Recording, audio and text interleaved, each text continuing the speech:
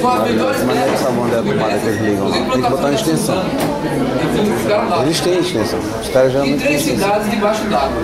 2 em Pernambuco e 1 na Bahia. Rotela na Bahia, Itacuru em Pernambuco e Petrolândia em Pernambuco. Então, formou-se um enorme lago. E nas margens desse lago foram construídas as cidades e, além do mais, as agrovilas. Então foram projetos integrados, mas muito caros. Você tem que deslocar pessoal, né, e colocar naquela agrovila 50 casas, em das agrovilas, pessoas dispersas no sertão convivendo juntas e recebendo salário. Até 5 anos atrás estavam recebendo 2 salários, 1,5 da Chesf, e ociosas sem trabalhar. Você junta essas pessoas desses locais e não dá condição para as pessoas trabalharem. E o pior de tudo é que a terra irrigável que ficou nas margens do lago formado pela Baía de Taparica são terras complicadíssimas. Ocorre um processo de migração de argila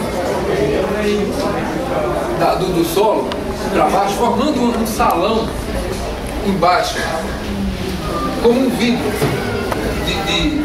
de argila, que é impossível as raízes das plantas penetrarem. Então você tem aí camadas de solo de 40, 60 centímetros de profundidade apenas. Como é que você vai estabelecer uma plantação de uma cultura perene, permanente, que precisa aprofundar as raízes? E quando a gente passa em alguns locais da região e vê aquelas árvores com a copa dessa forma, não resta dúvida que é exatamente o fato de não ter conseguido aprofundar para a raiz, ela começa a definhar, começa a expandir de forma inadequada. Exatamente isso que a gente vê. E um outro agravante é que com os lotes ficam, o lago fica aqui, os lotes ficam assim, nesse sentido. O camarada que irriga o lote dele e usa produto químico, né, adubo, né, químico, sobretudo a ureia, ele vai salinizar o terreno do outro. Porque não há um sistema de drenagem eficiente. E aí você acaba salinizando.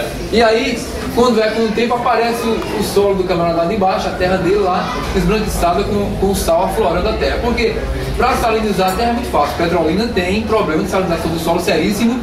E quando os senhores passarem lá na BR que dá acesso à Petrolina, vindo de Lagoa Grande por ali, vocês vão ver plantação de coco em pleno sertão, porque ali é uma experiência mal conduzida que não dá para justificar com um sistema de irrigação caro como é aquele, a produção de coco. Tem que ser plantação de uva, porque é maior valor agregado e é uma cultura de maior valor comercial. O fato de ter coqueiro ali é para recuperar aquele solo, no sentido de utilizar para não deixar perdido, porque o coqueiro não tem problema com salinização, né? É só lembrar que tem coqueiro na praia, não é verdade? O coqueiro de lá, no caso do sertão, é um coqueiro anão, um coqueiro destinado à extração da água para servir industrializada por empresas que trabalham no ramo. Vamos voltar aqui então. O 11º e último ponto do documento do GTDN constitui uma síntese do diagnóstico. E aí ele dá 4 diretrizes. Primeiro, a intensificação dos investimentos industriais, visando criar no Nordeste um centro autônomo de expansão manufatureira. Transformação da economia agrícola da faixa úmida como vista a proporcionar uma oferta adequada de alimentos nos centros urbanos, cuja industrialização deverá ser intensificada nesse centro urbano. Então, o conjunto integrado. Transformação progressiva da economia das zonas semiáridas no sentido de elevar sua produtividade, torná-la mais resistente ao impacto das secas. E o 4º ponto, deslocamento da fronteira agrícola do Nordeste, visando incorporar a economia da região às terras úmidas do Interlândia maranhense. Então, esse é um ponto interessante. São políticas, são indicações de caráter reformista, né? Ou seja, o problema da mão de obra e da oferta e do excesso de população na zona da mata nordestina e na região como um todo, existia naquele momento, existia sim. Existe. Mas vamos botar esse povo onde? No Maranhão. Daí Bacabal, Imperatriz, depois, com a zona de colonização. Então já estava dentro também de uma política voltada para a ocupação da Amazônia e dentro da estratégia da construção de Brasília para expandir para o interior e em direção às fronteiras do país, naquela perspectiva dos militares de integrar para não entregar, integrar o país para não entregar, né, as fronteiras. Então, a solução para a população não era ficar, mas sim ser removida, realocada para outros locais. Então, esses são os pontos básicos do GTDM.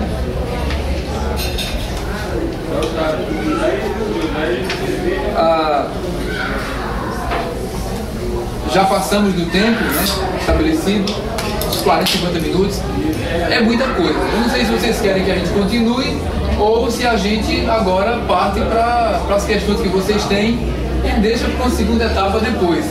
Eu só queria dizer que eu peguei, na segunda parte desse trabalho é feita uma análise, uma aplicação, uma análise da aplicação dessas políticas em relação à terra e à água.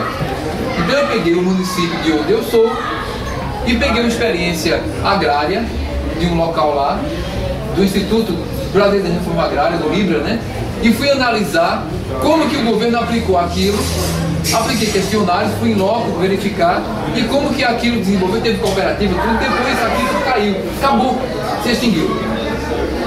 E em relação à água, a questão da água, eu fui analisar todo o processo de construção do meu município, da formação, como chegou ali, por que chegou ali, foi por causa da água, e como depois a cidade foi crescendo, necessitando de água, e como a população foi trabalhando com aquilo, até o estabelecimento do sistema de tratamento de água que houve, dentro de uma política hídrica do Estado que tinha para Pernambuco, e até hoje, por exemplo, como está a situação, né? E inclusive com a publicação, depois disso aqui, que eu defendi minha dissertação, em 2007, por aí, a última coisa que eu fiz foi na minha cidade, nós temos um jornal lá, do qual eu sou responsável pelo jornal, e nós publicamos um artigo, tirado daqui, expondo toda a história da água, e uma barragem que havia sido construída em Quipapá para abastecer Lajedo, com 11 milhões de metros cúbicos que estavam parada, esperando mais uma eleição.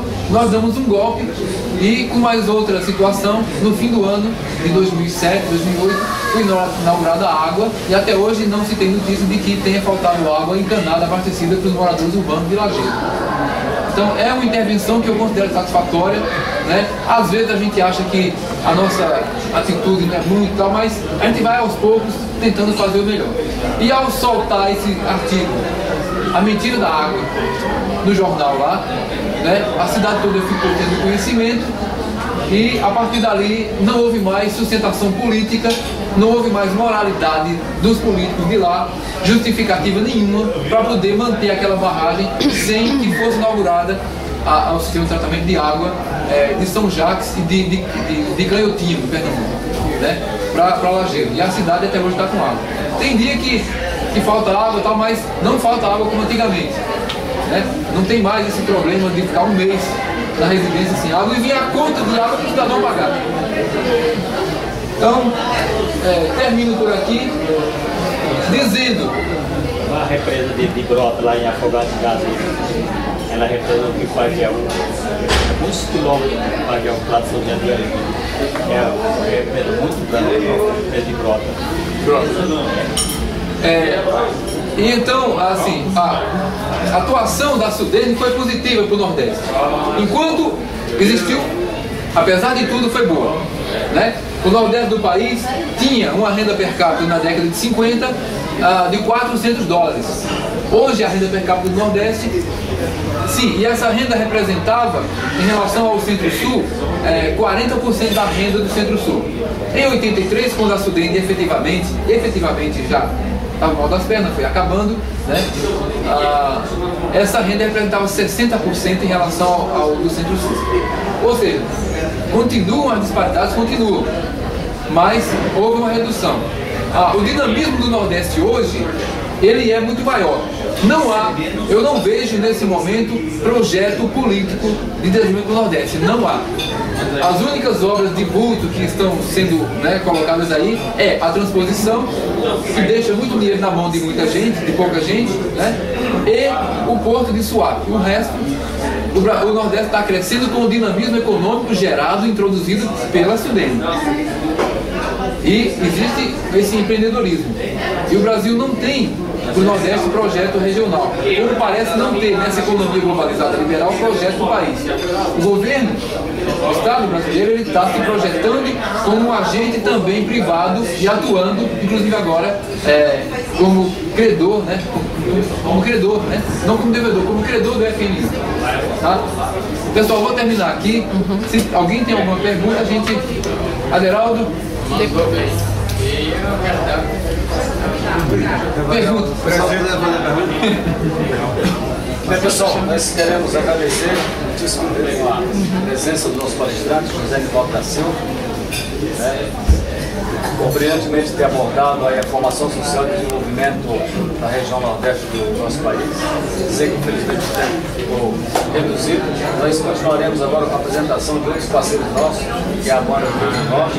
Dizer que amanhã nós teremos mais um dia de encerramento da festividade, da festa da nordestinidade, que está sendo realizada aqui no Centro Cultural Tradicional Nordestino. E dizer também que as portas continuarão abertas daqui para frente.